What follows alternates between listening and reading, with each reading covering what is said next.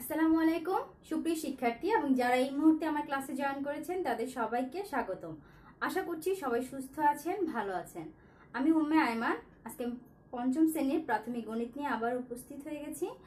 আজকে আমি পঞ্চম শ্রেণীর অধ্যায় 9 শতকরা এই চ্যাপ্টার নিয়ে তোমাদের সঙ্গে আলোচনা করব এবং অনুশীলনী 9 থেকে আমরা চেষ্টা করব কিছু সমস্যার সমাধান করতে। তো পঞ্চম শ্রেণীর শিক্ষার্থীরা আশা করছি অলরেডি তোমরা বই খাতা নিয়ে বসেই পড়েছো। তো চলো আমরা আজকে টপিকসটা নিয়ে একটু প্রাথমিক আগে ধারণাটা আমরা একটু নিয়ে নিই, কারণ এই চ্যাপ্টারটা বিশেষ করে পঞ্চম শ্রেণীর শিক্ষার্থীদের জন্য এই চ্যাপ্টারটা অনেকের কাছেই একটুখানি একটু কি বলবো মাথায় একটু শুরুতে একটু কম ঢুকতে চায় বা হচ্ছে খুব জটিল লাগে কারো কাছে। কারো কাছে, আমি সবার কথা বলছি না, কারো কাছে একটুখানি একটু হয়তো জটিলতা একটু মধ্যে তারা ফেস করে। তার কারণ হচ্ছে তার বেসিক কনসেপ্টটা হচ্ছে ক্লিয়ার থাকে না, সেজন্য। তো আমরা যদি একটু বেসিক জ্ঞান নেই বা একটু ছোট ছোট আলোচনা আমরা করি, তার মধ্যে কিন্তু আমাদের মোটামুটি তোমাদের ক্লাসে অনুযায়ী আমাদের সমস্যাগুলো সলভ করা সম্ভব হবে। তো আমি একটু দেখি, শুরুতেই আমি যে আলোচনাটা করব সেটা হচ্ছে রাশির তুলনা।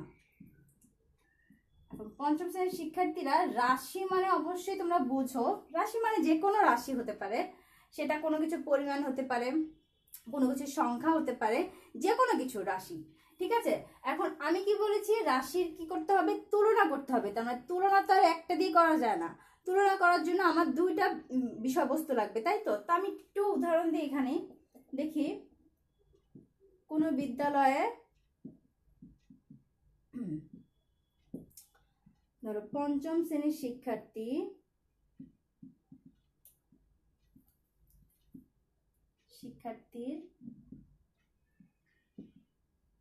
50 জনের মধ্যে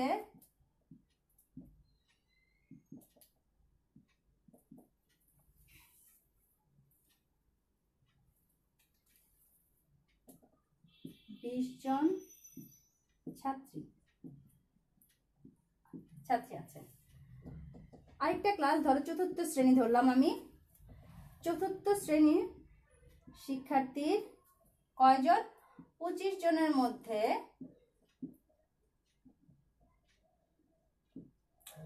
12 জন হচ্ছে ছাত্রী।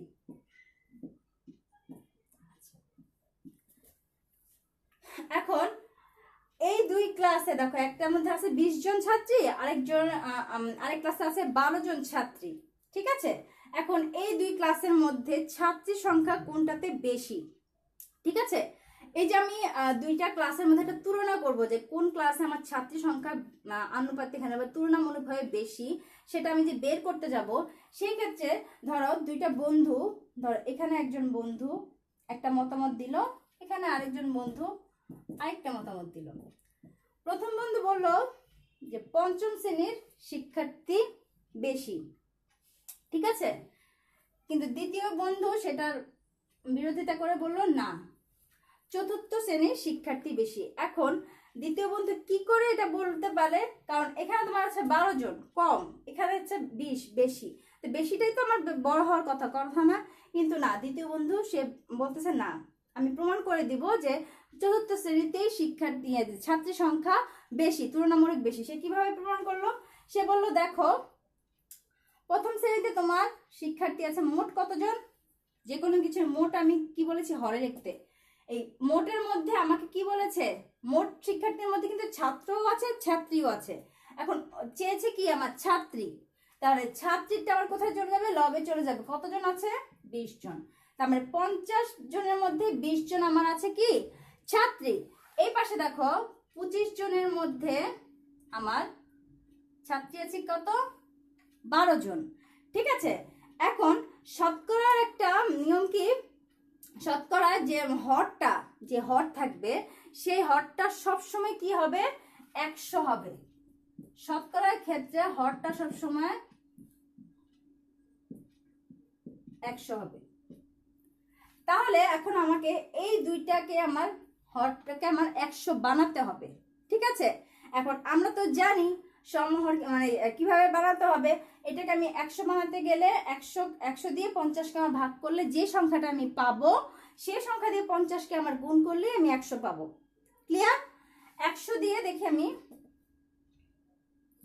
100 দিয়ে আমার 50কে ভাগ করতে হবে, 100কে 50 দিয়ে ভাগ করতে হবে, সরি 100কে 50 দিয়ে আমার ভাগ করলে কত বেরোয়, 50 দুগুণে 100, এটা মুখস্থ মান, 50-এর ডবল হচ্ছে 100।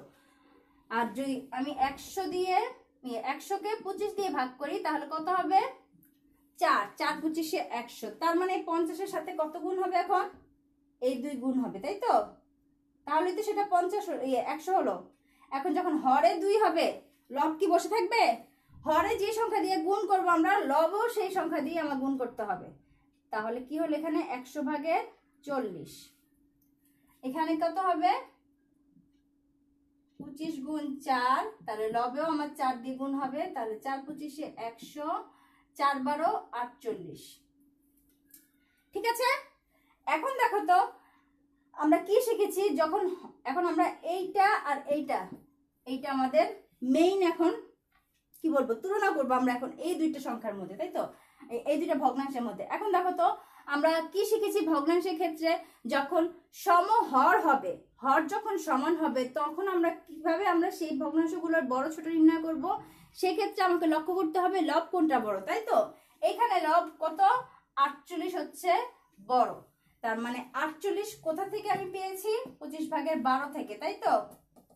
এবার 25 ভাগের 12 কত কোন শ্রেণী ছিল, চতুর্থ শ্রেণী, তার মানে চতুর্থ শ্রেণীতে আমার ছাত্রী সংখ্যা বেশি। কিভাবে বেশি আমি সেটা দেখিয়ে দিতে পারলাম তো, এবং সেই দেখানোর পিছনে আমার আসলে মেন থিমটা কি কাজ করেছে, এই শতকরা। ক্লিয়ার? ওকে, যদি এতটুকু বুঝে থাকো তাহলে আমরা নেক্সট টপিকসে আমি চলে যাই। এবার আসি আমি শতকরা।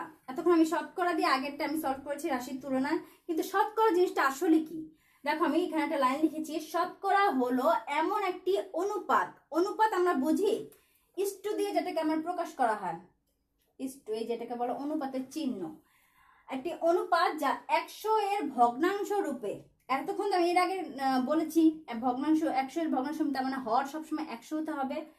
ধরো এখানে আমি 1% লিখলাম, তাহলে এই যে পার্সেন্টেজ চিহ্নটা না, এই পার্সেন্টেজ চিহ্নটা হচ্ছে শতকরার প্রতীক। ওকে, এখন এটাকে আমি কিভাবে প্রকাশ করতে পারবো, 100 ভাগের 1, তার মানে 100 ভাগের 1 হচ্ছে 1%কে আমি যখন ভাঙবো বা প্রকাশ করবো সেটা হচ্ছে 100 ভাগের 1।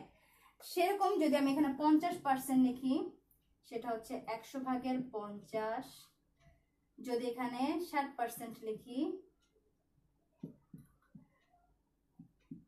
তাহলে এটা হবে 100 ভাগের 60।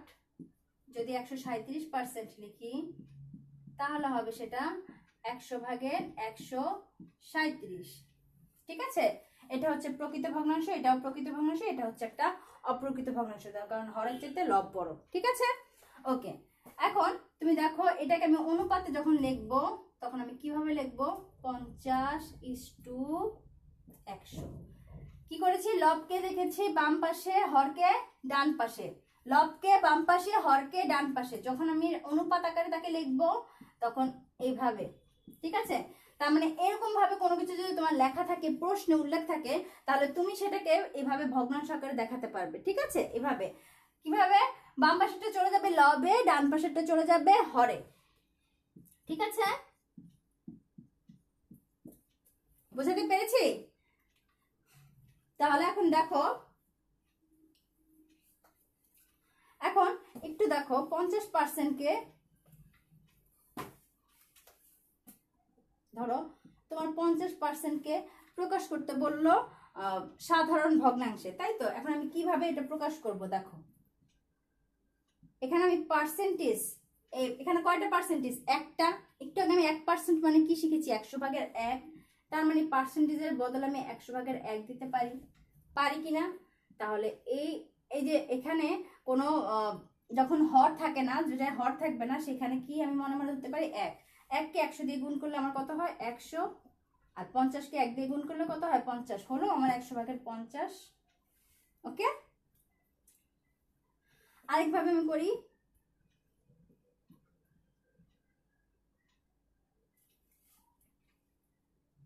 না এটাকে আমি কিভাবে আমি পার্সেন্টেজে নিব সেটা আমি দেখাই। 100 ভাগের 50 ধরো আমি 50 রাখলাম, সাইড করে 100 ভাগের 1 নিলাম, তাহলে আমার এতটুকু ভ্যালু কি, এতটুকুকে আমি কি বলতে পারি, শুধুমাত্র 1% বা 1% বলতে পারি না? তাহলে 50-এর সাথে 1 গুণ হলে তো 85 হবে। হলো? আরেকভাবে আমি লিখতে পারি 100 ভাগের 50, এটাকে আমি কি করতে পারি, 100% দিয়ে আমি গুণ করতে পারি। যখন 100% গুণ করবো তাহলে 100 কাটা যাবে, তাহলে থাকবে কি শুধু 50%। অনেকগুলোই কিভাবে কনভার্ট করতে হয় সেটা আমি শিখিয়ে দিয়েছি। এখন আমি চলে যাব তোমাদের 94 পৃষ্ঠায়। দেখো আমার পৃষ্ঠা 94-তে এই সমস্যার সমাধান। আচ্ছা, তার আগে আমি বলে নিই, আমরা এই চ্যাপ্টারটা একটু যতটুকু সম্ভব একটু ডিটেলসে আমরা করার চেষ্টা করব, যাতে কোনো ফাঁকফোকর আমাদের না থাকে। সেজন্য আমি কি করেছি, আগে উদাহরণের অঙ্কগুলো দিয়ে আমি স্টার্ট করা শুরু করে দিয়েছি। ঠিক আছে, তো 94 পৃষ্ঠাতে আমরা চলে যাই, তোমরা চলে যাও। কি লেখা আছে, নিচে শতকরাগুলোকে ভগ্নাংশ এবং দশমিক ভগ্নাংশে প্রকাশ করি। ওকে, 1 নাম্বার, আমরা ভগ্নাংশও চিনি, দশমিক ভগ্নাংশও চিনি। 60%কে আমার কি করতে হবে, এই শতকরাগুলোকে আমার ভগ্নাংশ এবং দশমিক ভগ্নাংশ, আগে আমি ভগ্নাংশে প্রকাশ করি। এটা মানে কি কি বলেছি, 100 ভাগের 60, তাই তো? এখন 100 ভাগের 60কে আমার কাটাকাটি করা যাবে না, 10 দিয়ে কাটলে এটা 10, এটা 6, আর কাটা যাবে? 2 দিয়ে কাটলে এটা 3, এটা 5, তার মানে কত হলো আমার 5 ভাগের 3। এখন ভগ্নাংশে আমি প্রকাশ করেছি, এখন কি বলেছে আমাকে, দশমিক ভগ্নাংশে প্রকাশ করতে। আমি একটু এখানেই ভাগটা দেখিয়ে দিই, তোমরা রাফে করে ফেলবে, এটাই বেটার হয়। না না, এখানে করব না, আমি রাফে দেখাচ্ছি।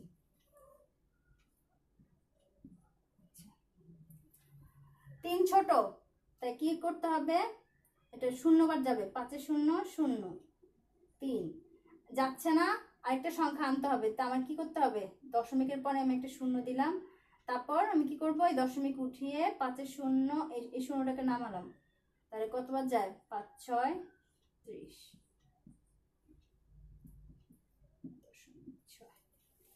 হলো? সমানস্ত করবো না, এরপর একটা চলে যাই, 34%।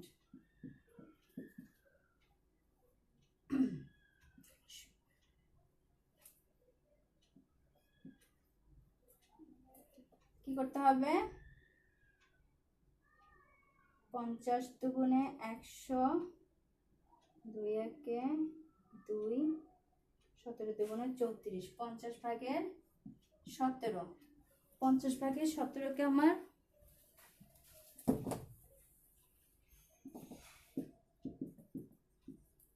কত আছে, 50 ভাগের 17, সরি 17,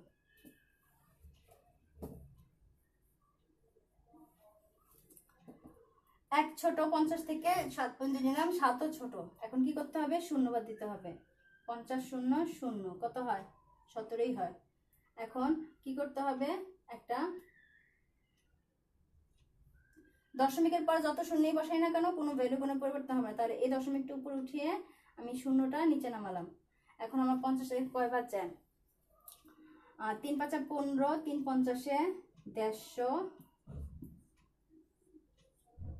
2, আরেকটা শূন্য আমি লিখতে পারি, আরেকটা শূন্য আমার লাগবে, 4 5 20, 200, তাহলে কত হলো, 0.34। আমি একদম ভেঙে করাচ্ছি। এবার আমি এটা একটা মুছি, 1 নাম্বারটা এটা মুছে আমি 3 করাই, 89%, 100 ভাগের 89, এটা বেজোড় বলে কোনো কাটাকাটি যাচ্ছে না, সরাসরি, তাহলে আমাকে ভাগ করতে হবে। 189 যাচ্ছে না, আমি শূন্যবাদ দিলাম, 0 89 10, এখানে আমি দশমিক দিয়ে শূন্য দিলাম, এই দশমিক উপরে নিয়ে এই শূন্যটা আমি নিচে নামালাম, তাহলে 8 বার যাবে, আরেকটা শূন্য আমার প্রয়োজন, তাই আমি এখানে শূন্য দিয়ে আরেকটা শূন্য আমি নামালাম। তাহলে কয়বার যাবে এবার? দেখো 0.89। ওইটাকে আমি ভেঙে বোঝাচ্ছি না, কারণ আমরা দশমিকের ভাগ খুব ভালো করেই করেছি। ঠিক আছে, এবার আমি 4 নম্বরটা এখানে করিয়ে দিই। একই নিয়ম নিয়ে বারবার রিপিট করলে সময় নষ্ট প্রচুর হবে। আমরা এখন শতকরা নিয়ে আলোচনা করছি, তাই আমার শতকরাতে ফোকাস করতে হবে। 100 ভাগের 125, 4 25 100, 5 25 125, তারপর 4 ভাগের 5, 4 ভাগের 5 কে আমার ভাগ করতে হবে।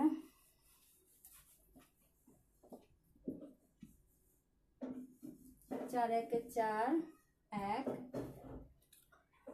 যাচ্ছে না, তাই দশমিক আমার একটা শূন্য প্রয়োজন, তাই দশমিক দিয়ে শূন্য নামালাম। 4 দুগুণে 8, 2। আচ্ছা, এবার আরেকটা শূন্য আমার প্রয়োজন, তাই এখানে শূন্য দিয়ে শূন্য বসালাম। তাহলে 4 5 20, 1.25। দেখো ঠিক আছে। এবার দেখো 95 পৃষ্ঠায় কি আছে, নিচের ভগ্নাংশ এবং দশমিক ভগ্নাংশগুলোকে শতকরায় প্রকাশ করো।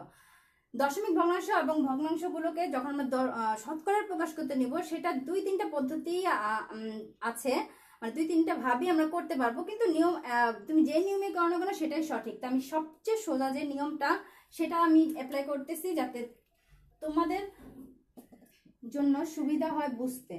তারপরে যদি আমি প্রয়োজন বোধ করি তাহলে আমি অন্য নিয়মগুলো তোমাদেরকে সাথে সাথে দেখিয়ে দিব। ঠিক আছে, 100 ভাগের 24। আমি একটু আগে যখন শতকরা আলোচনা করছিলাম তখন কি বলেছিলাম, যদি 100 ভাগের 24কে সরাসরি 100% দিয়ে আমি গুণ করি তাহলে আমি শতকরা প্রকাশ করতে পারবো তো। তাহলে এখন কি হবে, 100 100 কাটা সমান সমান কত, 24%। একদম সবচেয়ে সিম্পল যে নিয়মটা সেটা, এবং এর যে কোনো অঙ্কই আমরা জেনারেলি শর্টকাট মেথডে করারই, মানে সবচেয়ে শর্টকাট মেথড বুঝে নিয়ে সবচেয়ে সহজ যে নিয়মটা সেই নিয়মটা ধরে করাটাই বেটার, ভুল হওয়ার সম্ভাবনা কম থাকে। 2 নম্বরটা আমি দেখি 0.54। এবার আমার এখানে দশমিক উঠাতে হবে। দশমিক কিভাবে উঠায়, দশমিকের বদলে একটা 1, দশমিকের পরে অঙ্ক আছে একটা 2টা, দশমিকের পর অঙ্ক আছে কয়টা, দশমিকের পর অঙ্ক আছে একটা 2টা, তাহলে 2টা শূন্য। এবার আমি জাস্ট 54 কি করবো, এখন শুধু 100% দিয়ে আমি গুণ করব, 54%। তারপর 3 নাম্বারটা কি, 50 ভাগের 21। এটাকে ইচ্ছা করলে উপর নিচে তুমি 2 দিয়ে গুণ করে 100 বানাতে পারো, উপরে 2 দিয়ে হরের লবকে 2 দিয়ে গুণ করে 100 বানিয়ে তারপর তুমি পার্সেন্টেজ করতে পারো, অথবা এই নিয়মটা একদম সোজা, 50 ভাগের 21 গুণ 100%। 50 দুগুণে 100। কেন কাটলাম, কারণ এটা হচ্ছে হরে আছে, এটা কিন্তু লবে আছে। এটা কিন্তু যে কোনো কিছুর নিচে কিছু না থাকা মানে হচ্ছে হর 1, তার মানে এটা আছে লবে। তাহলে আমি হর দিয়ে লবকে কাটতে পারবো। 50 দিয়ে 100 কাটলে 2 দিয়ে 21কে গুণ করলে কত হয়, 42। গুণ করে দেখো 42%। 4 নাম্বার 0.3, একই কথা প্রযোজ্য। দশমিকের বদলে 1, দশমিকের পর অঙ্ক আছে কয়টা, একটা, তাই তো, তাহলে শূন্য কয়টা হবে, একটা, পরে কি 3 গুণ 100%। তুমি এটা পরের লাইনে আলাদা করে করতে পারো, 10 ভাগের 3 রেখে সমান সমান দিয়ে পরের লাইনে তুমি লাইনটা লিখতে পারো। আমার যেহেতু জায়গাটা স্বল্পতা আবার দ্রুত করতে হচ্ছে, তাই আমি এভাবে তোমাদেরকে দেখাচ্ছি। 10 10 100, 3 10 30, 30%। উপরটা আমি একটু মুছি, কোথায়,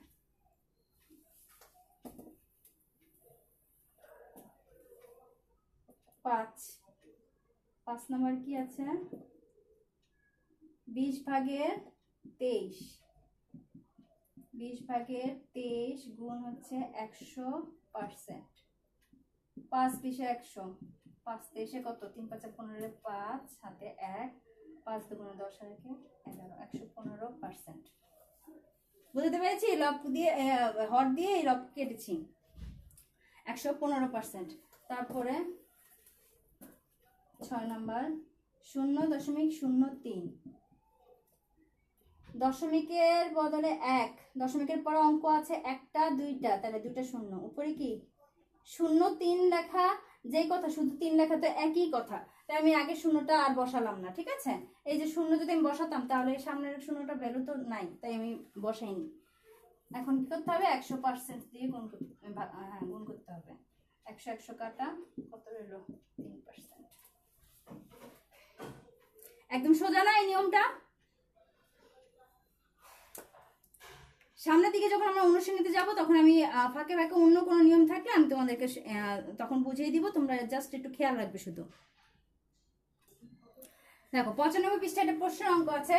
কোন বিদ্যালয়ে পঞ্চম শ্রেণীর মোট শিক্ষার্থী বলছে 30 জন, মোট 30 জন শিক্ষার্থী, 50 না 30 জন শিক্ষার্থী, তার মানে এই 30 জন শিক্ষার্থী সেখানে হচ্ছে 100% শিক্ষার্থী, তাই তো? এখন সেখানকার হচ্ছে 100% শিক্ষার্থী। আচ্ছা, মানে হচ্ছে সম্পূর্ণ শিক্ষার্থী বা হচ্ছে সম্পূর্ণ শিক্ষার্থী, সম্পূর্ণকে আমরা একও বলি। তারপর এর মধ্যে 12 জন হচ্ছে ছাত্রী, এই শিক্ষার্থীর মধ্যে 12 জন হচ্ছে কি ছাত্রী, তার মানে 30 ভাগের 12 জন হচ্ছে এখানে ছাত্রী। কয় ভাগ? 30 এর মধ্যে 12 জন, 30 এর মধ্যে 12 জন হচ্ছে কত কি কি কি ছাত্রী। চাইছি কি মোট শিক্ষার্থী শতকরা কতজন ছাত্রী, মানে এই যে মোট শিক্ষার্থী সেখানে 100%-এর মধ্যে বা 100-এর মধ্যে কয়জন সেখানে ছাত্রী, তার মানে এটাকে আমার কি করতে হবে? 100% বের করতে হবে, তাই তো? এটা একদম সোজা হিসাব যে একদম 100% বের করতে হবে। 3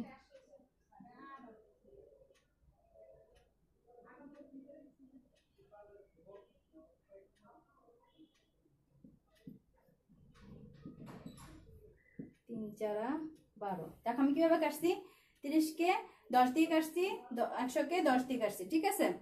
10 10 100।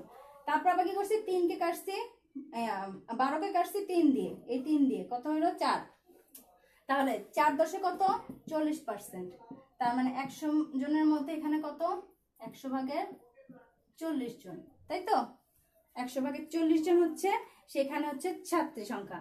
এখন এটাকে আমি সাজিয়ে লিখতে পারি, বিকল্প লিখি আমি, কি চেয়েছে আমার? মোট শিক্ষার্থী শতকরা কতজন ছাত্রী, 30 জনের মধ্যে ছাত্রী আছে 12 জন, সুতরাং একজনের মধ্যে ছাত্রী আছে 30 ভাগের 12 জন শতকরা চাইছে, সুতরাং 100 জনের মধ্যে ছাত্রী আছে 30 ভাগের 12 গুণ 100 জন, তাহলে একই কথা, 3 দিয়ে কাটলাম, এটা 10, 3 4 12 সমান 40 জন। কেন আমি এখানে 40 জন লিখলাম? তার মানে আমি যে বের করলাম 100 জনের মধ্যে ছাত্রী আছে 40 জন, যখন আমি উত্তরে যাব, উত্তর লিখতে যাব, তখন আমি লিখব কি 40% ছাত্রী সংখ্যা, কারণ এর মানে হচ্ছে 100 জনের ছাত্রী আছে 40 জন, তো এই লাইনে তো হয়েই গেল, আর উত্তরে শুধু লিখবো 40% ছাত্রী, ঠিক আছে? দেখো কোন বিদ্যালয়ে পঞ্চম শ্রেণীর মোট 50 জন শিক্ষার্থী, মোট হচ্ছে 50 জন শিক্ষার্থীর মধ্যে 42%, তখন আমার কাছে কি চেয়েছিল? শতকরাটা চেয়েছিল, এখন শতকরা দেওয়াই আছে। ওই শ্রেণীতে মোট কতজন হয়, কতজনের মধ্যে আমার শতকরা বের করতে হবে? 50 জনের মধ্যে, তাহলে 50 জনের 42%, 50-এর 42% মানে কি 100 ভাগের 42, এত কি জন, ঠিক আছে? এর মানে কি জানো? গুণ চিহ্ন, এর বদলে আমরা গুণ চিহ্ন চিন্তা করতে পারি, ঠিক আছে? এটাকে গুণ হিসেবে ধরবো। তাহলে এটা আছে কি লবে, এটা কি হরে, তাহলে আমি কাটতে পারবো। 50 দুগুণে 100, এটা দিয়ে এটা কাটলে কত হয় 21, তার মানে কয়জন 21 জন। ঠিক আছে,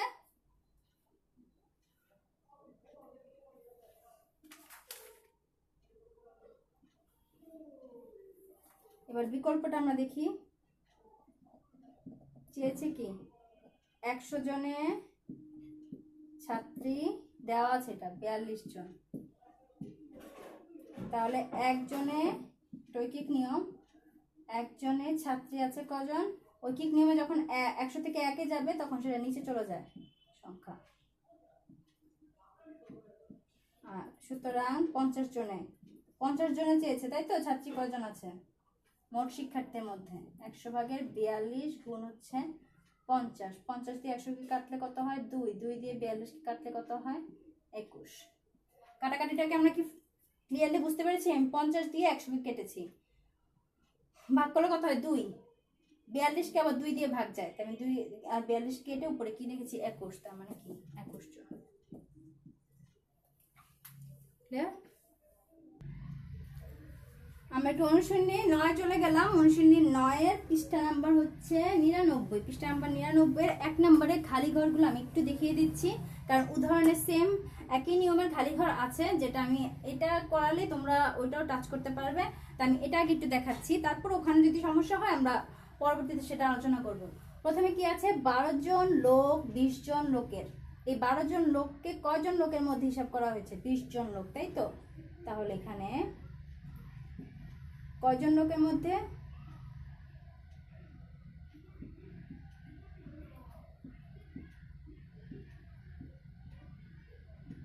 কি চাইছে পার্সেন্টেজ মানে শতকরা, 20 জন লোকের শতকরা কয়জন লোকের মধ্যে হিসাব করা হয়েছে 20 জন লোকের মধ্যে।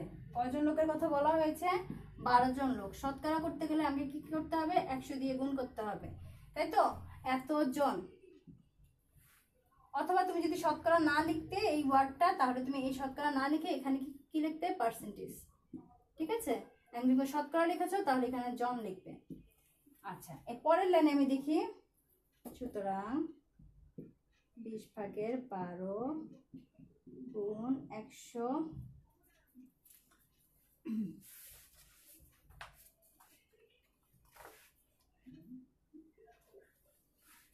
পার্সেন্ট সমান সমান 5 20 100, 5 12 60, 60%। তার মানে এখানে কত হবে 60%। ঠিক আছে, আমি বুঝাতে পেরেছি? পার্সেন্টেজ চেয়েছে, তাহলে এতজন, এটাকে আমার পার্সেন্টেজে প্রকাশ করতে হবে, 100% দিয়ে আমি জাস্ট গুণ করে ফেলেছি। ঠিক আছে, 300 টাকা 150% হলো এত টাকা। এখানে 300 টাকার 150% সমান সমান 300 এর 100 ভাগের 150, এর পার্সেন্টেজ ভাঙালে কি হয় 100 ভাগের শতকরা ভাঙালে কি হয় 100 ভাগের 150, শতকরা আমরা জানি, তাই তো? ব্র্যাকেট দিব, ব্র্যাকেট দিয়ে তারপর আমি টাকা নিব, টাকাকে আমি এক সাইড করে ফেললাম।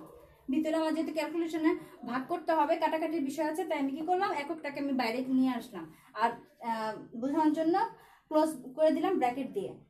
100 দিয়ে 300 কে ভাগ করলে কত হয় 300, 3 100 300, 3 100 কে 3 দিয়ে গুণ করলে 450। এই ছোট ছোট গুণগুলো তোমরা নিজেরাই হাতে করে নিবে। 3 × 45 আর 0 পাশে বসিয়ে দিলাম, তাহলে 450 টাকা। এরপর আছে 3 নাম্বারটা, 3 নাম্বারটা একটু তুলি। কি দেওয়া আছে প্রশ্নটা দেখো, ড্যাশ গ্রামের 56% হলো বেড়া। এখানে শতকরাও দেওয়া আছে, আবার যে পরিমাণটা মেন যে পরিমাণটা মোট যে পরিমাণটা সেটা দেওয়া আছে। তাহলে এক্ষেত্রে আমি কিভাবে পাবো, মানে মেন না সরি 56% দেওয়া আছে এবং কতটুকু চাওয়া হয়েছে, কতটুকু সম্পর্কে বলা হয়েছে সেটা দেওয়া আছে, কিন্তু দেওয়া নাই কোনটা কতটুকু মোট কতর মধ্যে কত গ্রামের মধ্যে আমার মোট কত গ্রামের 56%, এটা আমার দেওয়া নাই। এটা দেওয়া নাই, তাহলে আমি এটাকে ধরতে হবে, মনে মনে ধরতে হবে। ধরি ক, তুমি এখানে কয়ের জায়গায় যে কোনো কিছু যে কোনো রাশি তুমি ধরতে পারো। ক খ, ক গ্রামের 56% কত দেওয়া আছে 42 গ্রাম। তাহলে বা ক এর 100/56, এই পাশে কি ব্র্যাকেট দিয়ে আমি গ্রামকে আলাদা করে ফেললাম। দুই পাশে সমান যদি একক থাকে সেই একককে আমরা ভাগ করে উঠে দিতে পারি। এখন আমি কয়ের নিচে কি 1 ছিল, 1 দিয়ে 100 গুণ করলে কত হতো 100, আর উপরে কি ক গুণ 56। আমি কি বুঝাতে পেরেছি? গ্রাম আর লেখার দরকার নাই, গ্রাম উঠিয়ে দিলাম। দুই পাশে একই একক, তাই দুইটাই যদি আমি গ্রাম দিয়ে ভাগ করে দিই তাহলে উঠে যাবে, একক উঠে যাবে। ঠিক আছে, এখন আমি কি দেখব, এবার আমাকে সাইড চেঞ্জ করতে হবে, তাই তো? এটা হচ্ছে আমার এখানে লব, এটা হচ্ছে আমার হর, এটা হচ্ছে লব, নিচে হর হচ্ছে 1। এখন আমি ক্রস গুণ করব। কি বলবো, উপরে লবটাকে আমি রাখবো, হরটাকে আমার ক্রস গুণ করে ওই পাশে লবের সাথে আমার গুণ হবে, তার মানে 100 গুণ 42।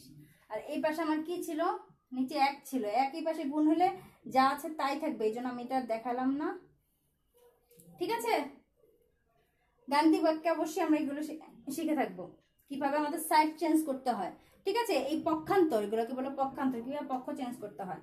এবার এটা কি গুণ আকারে আছে না, তাহলে এটা এই গুণ আকারে এই সংখ্যাটাকে আমি ওই পাশে নিয়ে গেলে কি হয়ে যাবে, ভাগ হয়ে যাবে।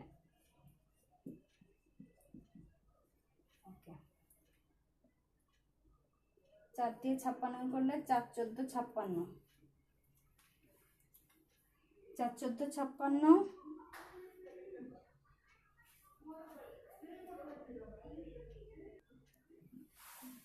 এটা তো 42, এটা তো 42, তাই আমি এটা কিভাবে কাটবো? আচ্ছা, কি করতে হবে, 2 দিয়ে কাটলে 2 দুগুণে 4, 8 দুগুণে 16, 2 দুগুণে 4, 2 একে 2। আচ্ছা, তারপরে হচ্ছে 4 7 28, 4 25 100, 3 7 21, তাহলে কি হলো উত্তর, 3 25